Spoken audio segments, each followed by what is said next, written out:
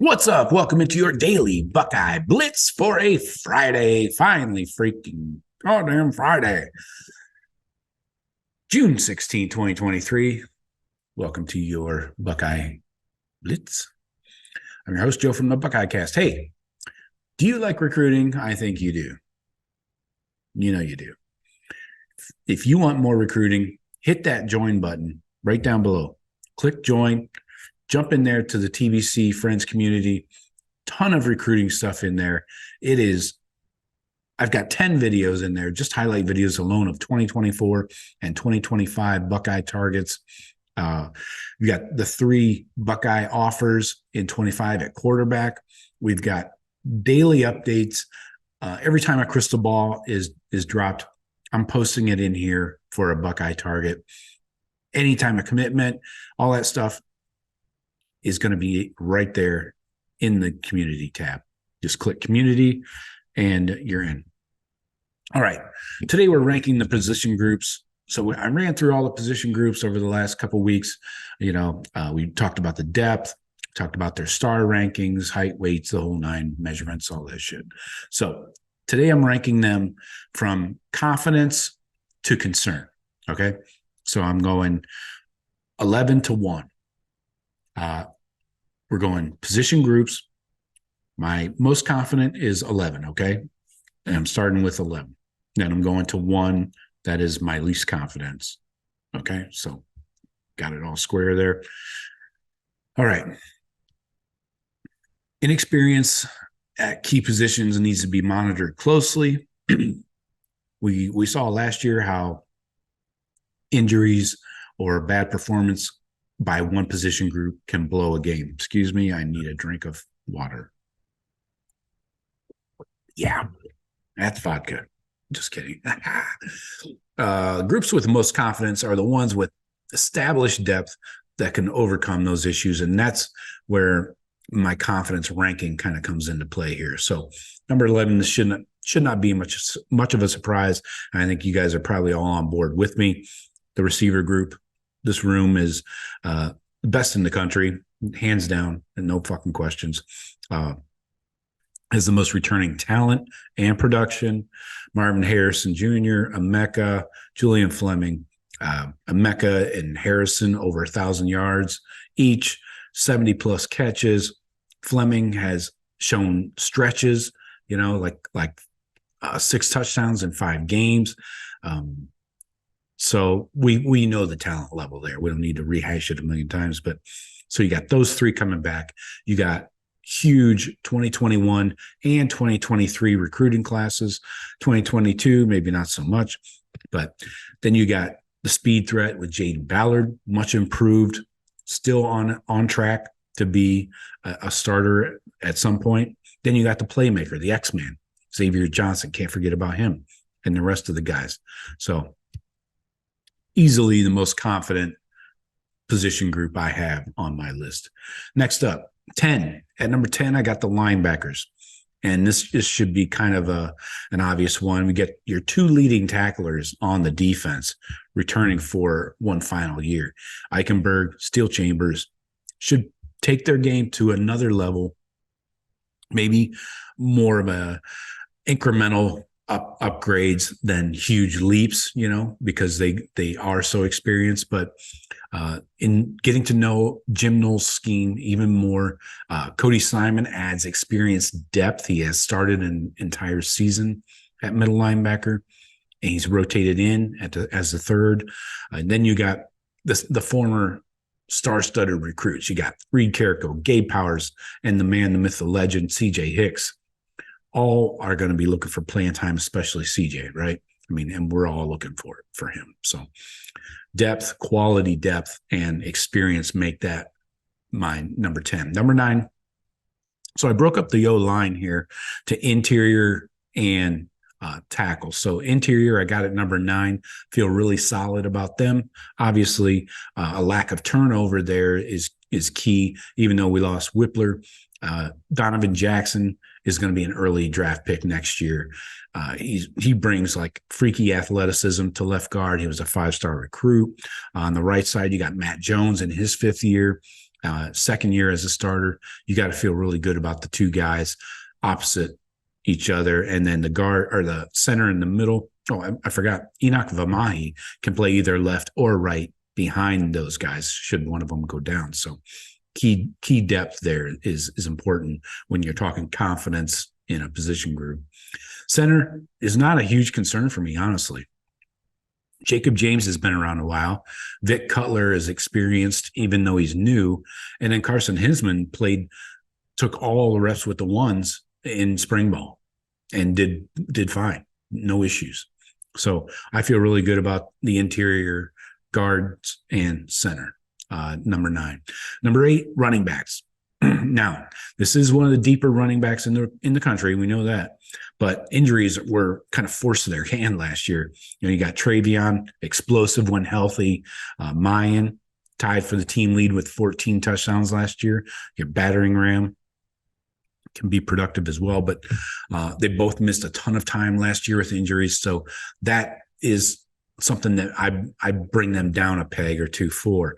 You got Dallin Hayden, saw more time than anybody thought he would, than he thought he would, right? And Chip Trainum, was a good, not great fill-in. So injury concerns in 2022 are what make me knock them down a little bit. So we'll see what happens. You got to think that this room gets better, has to get better. Number 7 now. So they're above the midway point in my confidence level. So, and most of that is based on my confidence in Ryan Day's quarterback development plan. Continuing his quarterback development trend is not a given. You're not going to just say the next man up, you're going to be a Heisman finalist, but the talent is there and the development path is there. McCord and Devin Brown are both blue chip recruits, and having an elite receiver group helps. Lack of experience is the only concern here. That's why I brought them down. We'll see if it has a negative effect or not, but the quality of the players and Ryan Day's tutelage, his coaching is huge here. So number 7 for the quarterbacks. Number 6, defensive ends. No lack of talent here, obviously. Every player who will contribute next year is a top 100 recruit. Okay, so quality talent across the board. The entire room, including the new incoming 23 class, are ranked in the top 200 in 24/7's composite. So ton of confidence with JT, obviously, but consistency, maintaining that high level of play is his next progression. Jack Sawyer back down with his hand in the dirt as a true freshman DN, or as a true DN, not a freshman. Safe to assume that he gets more than 4.5 freaking sacks this year, like last year. So Caden Curry takes another step forward, continues in the Body by Mick training room, and we'll see how many reps he can get, but that's not enough depth. How much does this group's production drop off when the backups come into the game? Talking Kenyatta Jackson, maybe Amari Abor. Does the production drop off at all?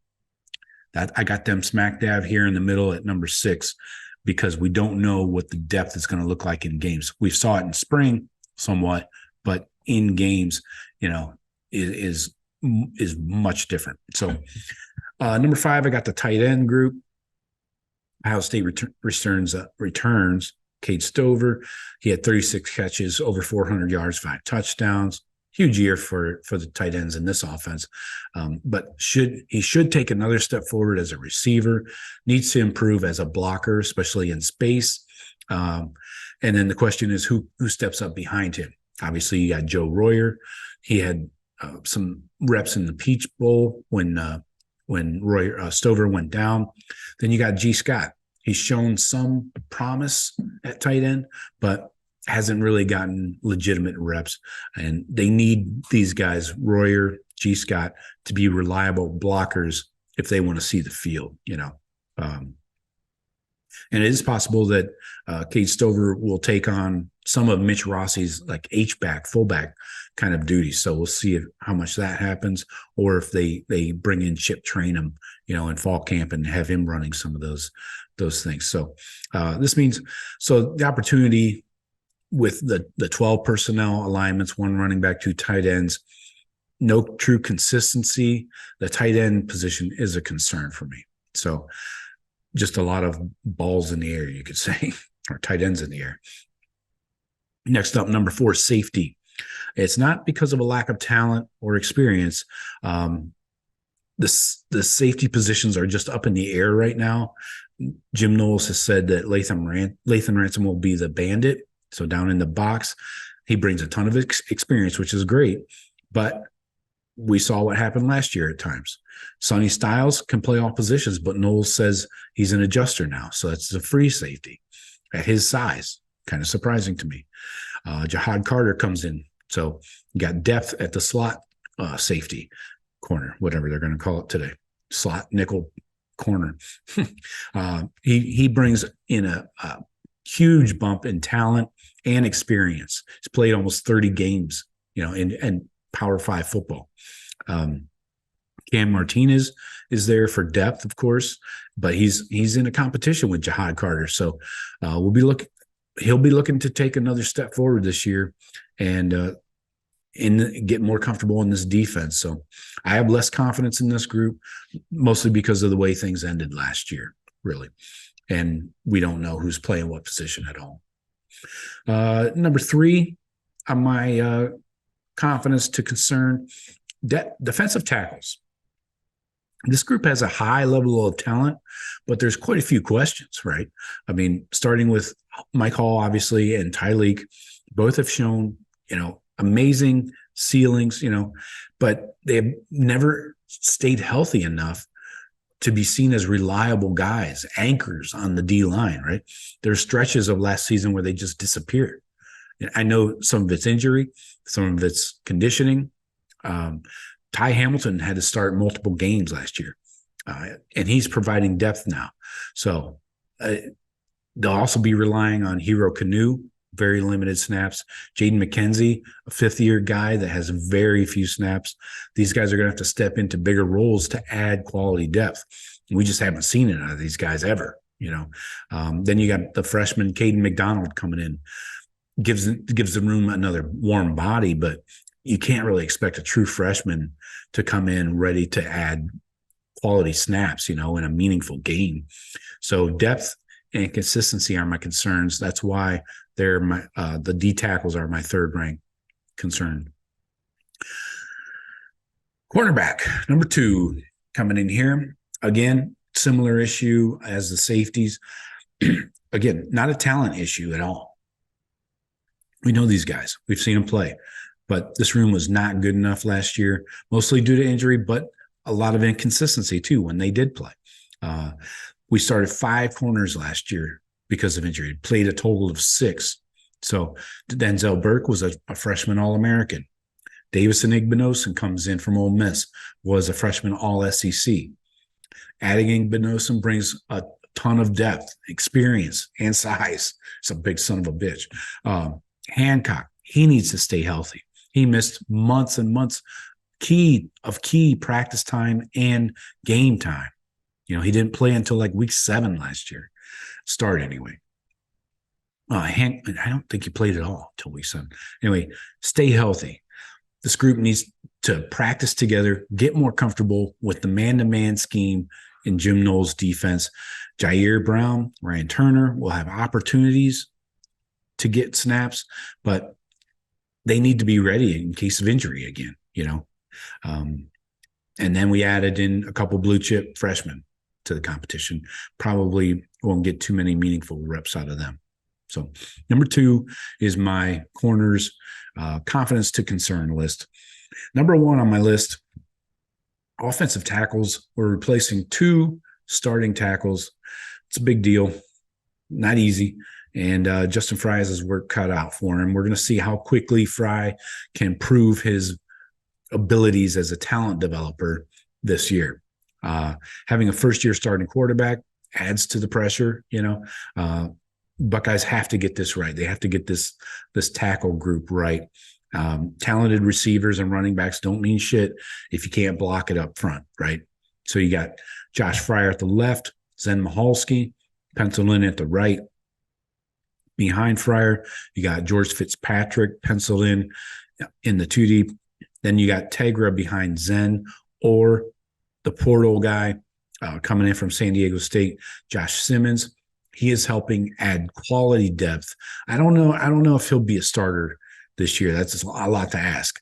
But he checked all the boxes, and again, adds depth, which is very much needed. So right tackle, far from settled. You got Michalski, Tegra, and Simmons.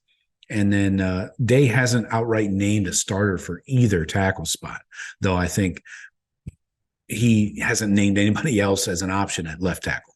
So I feel good about Fryer there. So we're making progress toward locking down jobs. And this is my most concerning position group. So the tackles. But appreciate you guys. As always, please, if you want to help support the show, click the join button, join the TVC community. You get a ton of recruiting info. It's greatly appreciated. And we'll talk to you later. Go Bucks.